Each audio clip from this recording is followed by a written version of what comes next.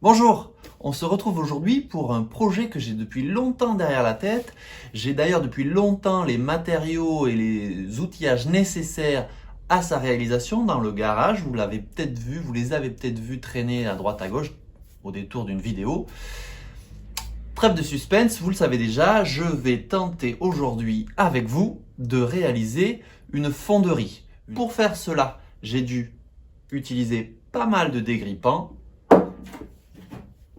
Et j'ai dû utiliser la force brutale pour pouvoir commencer à dévisser la bouteille de gaz.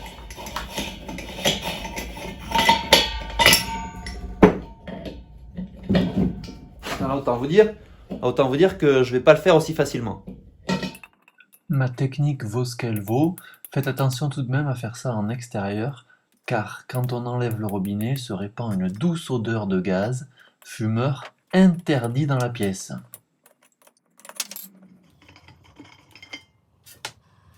Allez, pour ceux qui n'ont jamais vu, le filetage de cette partie-là du robinet, il est conique. Donc une fois que c'est dégrippé, comme je l'ai fait en tapant fort là-bas, ça va, ça se dévisse assez facilement. Mais tant que c'est bien coincé, c'est étanche et c'est bien coincé. Donc pour bien vider de son gaz une vieille bouteille de gaz, il faut la remplir d'eau, la vider. Et moi je vais faire cette opération à 2 reprises. Et ensuite seulement, ah là ça pue le gaz, c'est effrayant. Et ensuite seulement je pourrai découper ici ma bouteille avec la disqueuse. Faites ça dans un endroit bien aéré à l'extérieur parce que là déjà, tout ce qui sort là, toutes ces bulles, c'est du gaz, du vieux gaz qui reste. Donc faites ça dans un endroit très aéré, si possible partant de grands vents, comme moi aujourd'hui. Et encore, ça pue.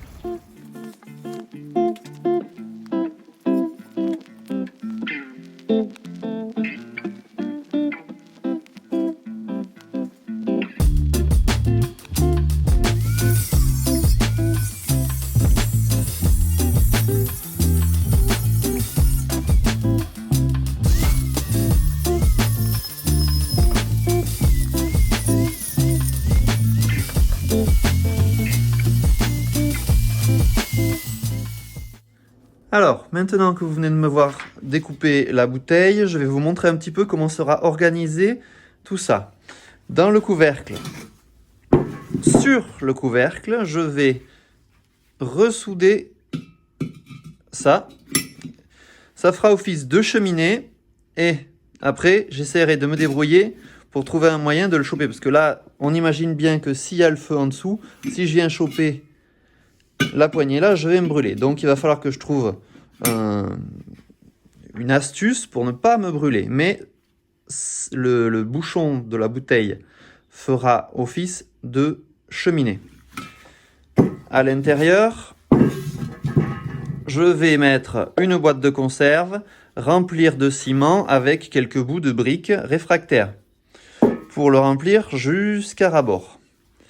De ce côté, il va y avoir au fond, jusqu'à à peu près, même un petit peu plus haut que la soudure ici.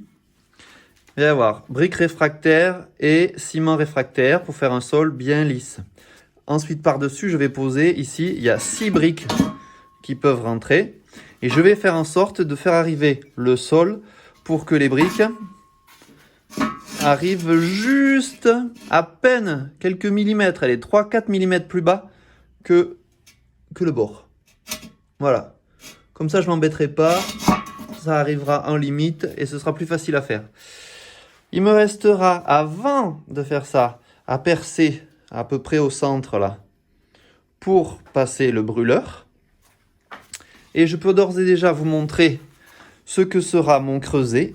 C'est un petit extincteur. J'ai vérifié qu'il était en acier. Il va falloir que je le vide, que je le coupe.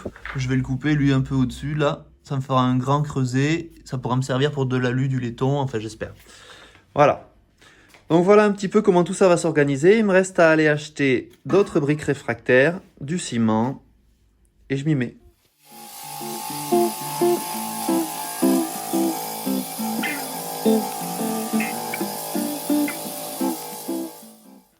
Alors, je vais commencer à remplir.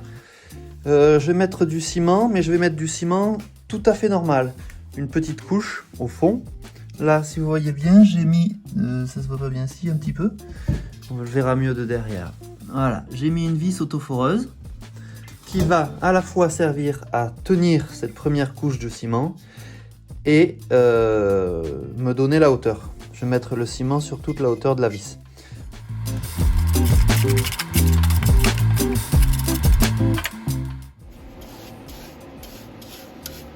Alors j'ai un peu dépassé, c'est pas grave, ça me laisse encore de la marge pour mettre le ciment réfractaire.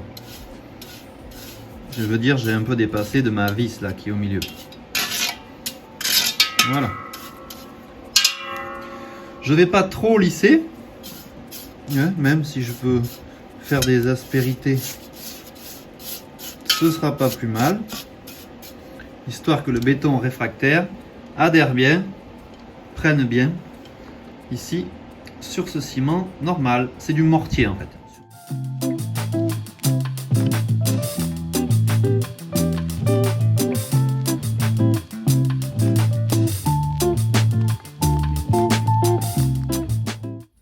Alors, pendant que les briques chantent dans l'eau, je ne sais pas si vous les entendez.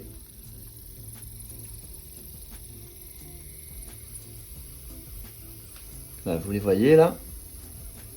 Donc pendant qu'elles sont dans l'eau pour s'imbiber, que le ciment ne sèche pas trop vite, je vais faire le fameux ciment. C'est pas du ciment, c'est du mortier réfractaire de chez VPI. Donc voilà, c'est parti.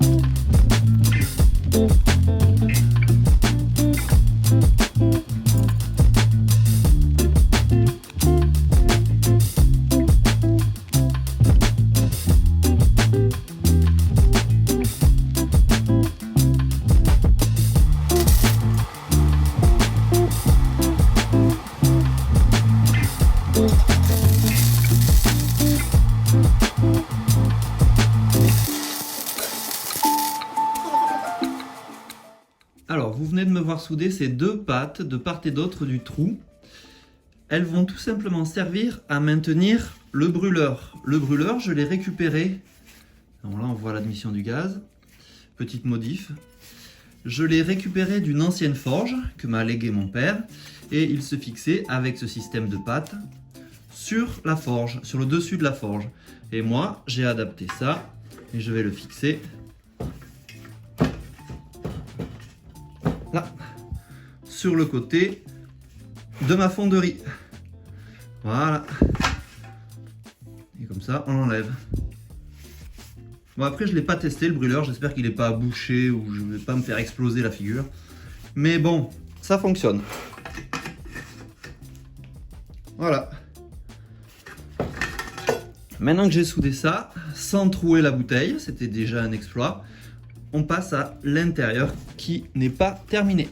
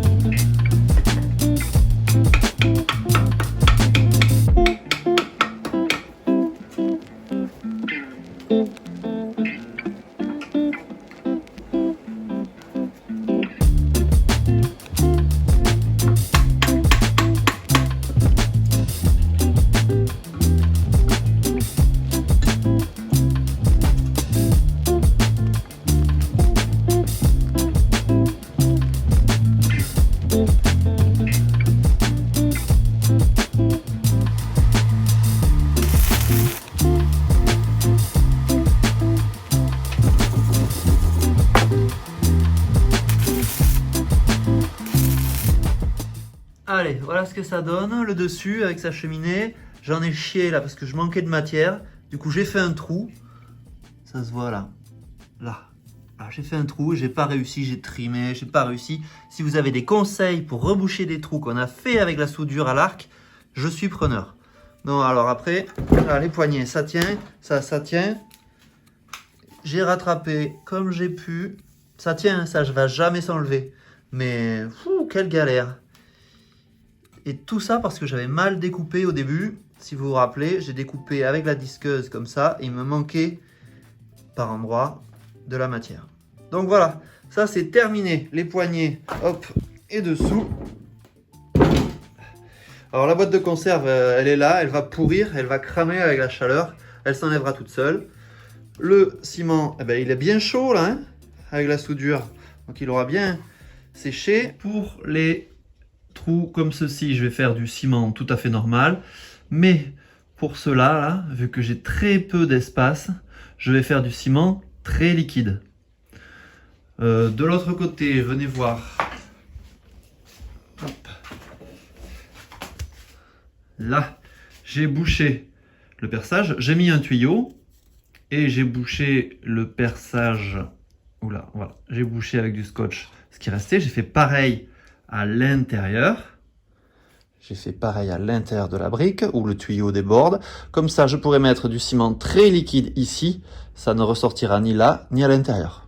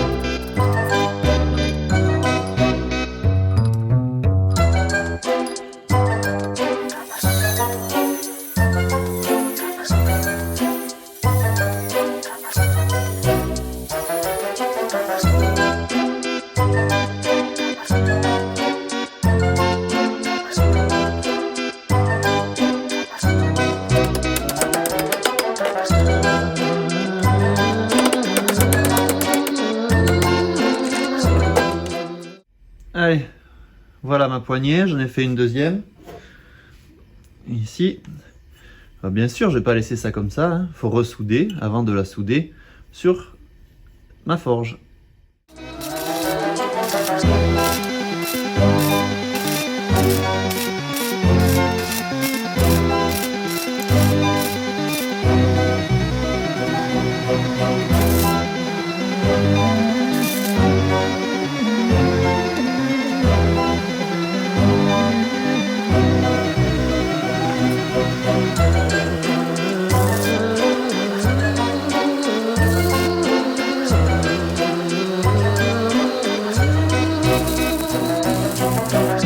Alors, on fait un petit point. Ça fait 4 jours que ça sèche. Donc, tout s'est bien passé. Il n'y a pas de craquelure. Ça n'a pas craqué. Tout est bien. Et ici, j'ai un peu raclé avant que c'est fini de sécher. Mais sinon, c'est rien. Tout est bien. J'ai fait, pour ne rien vous cacher, un essai de chauffe avec, comme je vous l'ai expliqué, ce brûleur que j'avais récupéré sur une ancienne forge. Ça marche pas bien. Ça marche pas bien.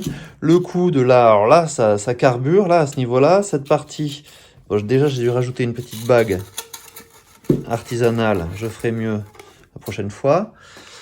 Cette partie là, elle devient rouge vif en 2 minutes, mais après le coude, ça casse la flamme et donc ça chauffe. Hein, je peux pas pour rien vous cacher, le truc, voilà, il était rouge, il l'est plus. Hein. Ça chauffe, mais pas assez. Quand ça arrive ici, la flamme, elle est bien bleue, mais molle, si je puis dire. Elle n'est pas vive comme un chalumeau. Donc ça chauffe, ça chauffe, ça chauffe. Ça a permis de finir de faire évaporer toute l'eau qui avait contenu dedans encore dans la maçonnerie. Mais ça ne parvient pas à rougir mon creuset. Le creuset qui fait 1 mm. 2 minutes, allez. 1,5 mm. Donc ça va pas. Je vais garder la même technologie, c'est-à-dire les petites ailettes ici pour se mettre, pour tenir là sur la bouteille. Je vais garder aussi le gicleur qui est à l'intérieur, ici, là. Et je vais en faire un tout droit, un brûleur tout droit. Je vais refaire les petits évents ici à l'arrière pour l'air. Je vais boucher cette partie-là pour y fixer le gicleur. Il faudra que je fasse également une bague pour régler l'arrivée d'air. Et celui-ci va rentrer directement dedans, bloqué par les ailettes. Alors, pour refaire ça, je viens de découper à la scie cloche. Je suis particulièrement élogieux pour ce système de Bosch. Ça coupe, ça défonce, c'est pratique. Bravo là, j'en achèterai d'autres. Donc je viens de découper dans une plaque en métal, on la voit pas, mais ce petit disque qui va pile poil ici. Avant de le souder, je vais faire les évents là. Là, évents qui sont de diamètre 18. Alors on voit clairement que dans la fabrication, il y a eu d'abord le perçage. Attendez, je fais de la place. Il y a eu d'abord le perçage de diamètre 18 et après, à la scie quelconque, ils ont coupé ici. Donc, je vais faire un peu comme eux. Avec mon forêt étagé, je vais percer à 18 d'un côté et de l'autre. Et après, à la scie sauteuse ou à la scie à métaux, parce que c'est pas du tube, c'est de l'acier normal, quoi, hein, du fer. Donc, je vais pouvoir le couper.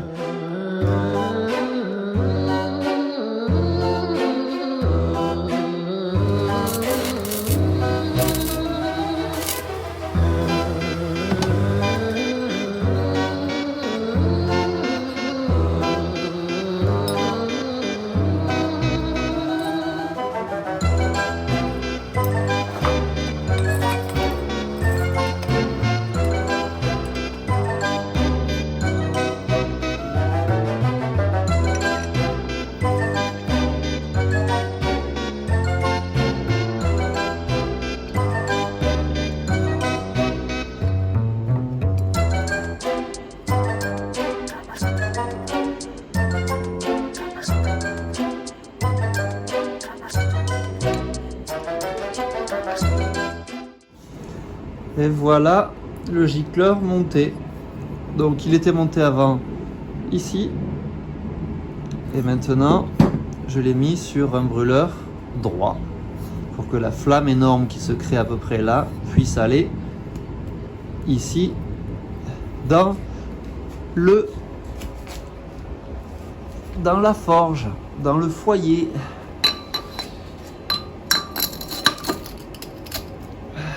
Voilà.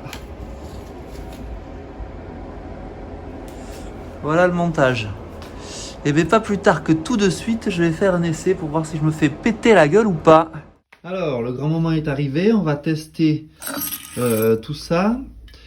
Pour vous, c'est tout de suite, mais moi, ça fait bien 3 semaines que je galère. Je me suis aperçu que le détendeur ne délivrait pas assez de gaz, donc j'en ai acheté un. Mais ce détendeur avait des fixations complètement bizarres, ici, là. Donc il a fallu que je me débrouille et finalement, avec tout cet empilement de réducteurs, etc., de manchons, j'ai pu fixer donc cette partie qui sera sur la bouteille, cette partie qui arrivera là, au brûleur. Je sors tout ça parce que là je suis dans mon garage, dans mon atelier, donc je vais faire un essai en extérieur. Il fait 2 degrés, mais bon, ça me réchauffera.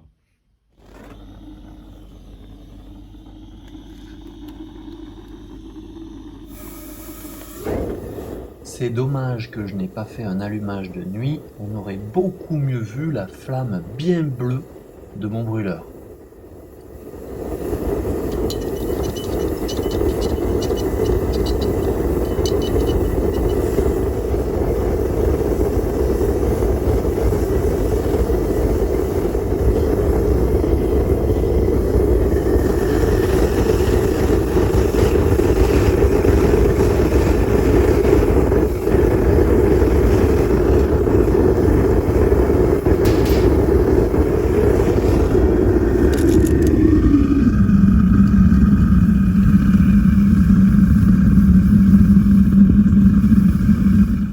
Alors ça fait 10 minutes que j'ai commencé à faire chauffer. Voici ma petite installation avec la bouteille de gaz, le détendeur. Là je viens d'arrêter le gaz pour vous montrer parce que ça fait un bruit de dingue. Voilà, et au bout de 10 minutes, à l'intérieur, c'est rouge vif et il y a une chaleur de gueux qui se dégage. Donc je vais rallumer le gaz, remettre de l'alu à l'intérieur, je vais vous montrer ce que ça donne.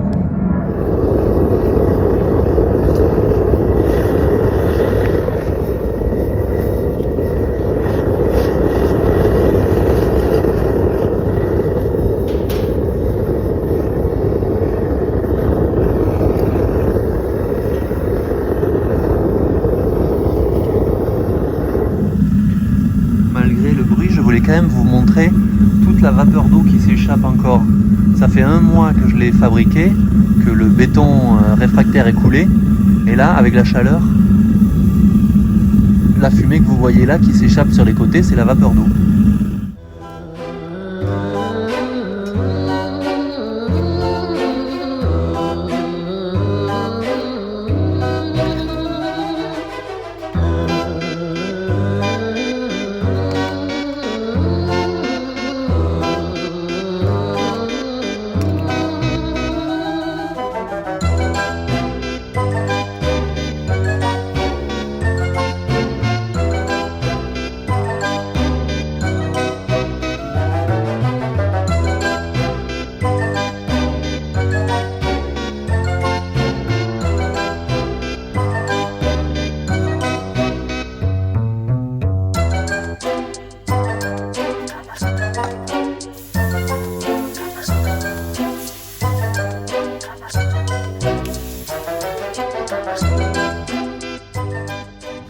Bon et bien voilà, preuve faite que ma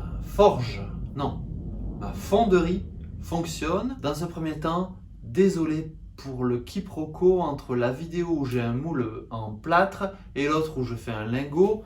Le moule en plâtre devait être trop froid, du coup quand j'ai versé l'alu liquide dedans, il s'est figé tout de suite, impossible de le répartir dans l'empreinte que j'avais faite. Quand j'ai enlevé, ça a détérioré le moule, du coup le moule il est foutu. C'est pour ça que j'ai fait un lingot dans la petite boîte métallique que vous m'avez vu utiliser. Je me suis raté sur la vidéo, j'ai effacé le moment où je fondais, où je moulais le lingot. Enfin bon, c'était la cata. Je suis désolé, mais le but de cette vidéo, c'était de montrer que ma fonderie fonctionnait. Et ma fonderie fonctionne. J'ai fait un petit lingot d'aluminium pour faire différentes pièces et vous montrer comment je fais mon moulage, plutôt mes moulages, et la fonderie de différentes pièces en aluminium et pas que en aluminium. J'ai pas d'exemple là, mais je vais faire des pièces en aluminium et aussi quelques pièces en laiton. Voilà. Donc j'espère que cette vidéo sur la fabrication de ma fonderie vous a plu. J'espère que ça vous aura donné des idées pour faire votre fonderie à vous aussi. Attention tout de même à respecter les règles de sécurité. Le gaz, c'est très dangereux. Vous avez vu que je mettais la bouteille, notamment, la bouteille très éloignée de la fonderie. On était à 2 mètres de la bouteille et de la fonderie. Donc respectez bien les règles de sécurité, les gants. Si vous avez un masque, moi je l'ai fait à l'extérieur, mais si vous le faites à l'intérieur, surtout, utilisez un masque car les émanations sont très toxiques. Bon bricolage et à bientôt.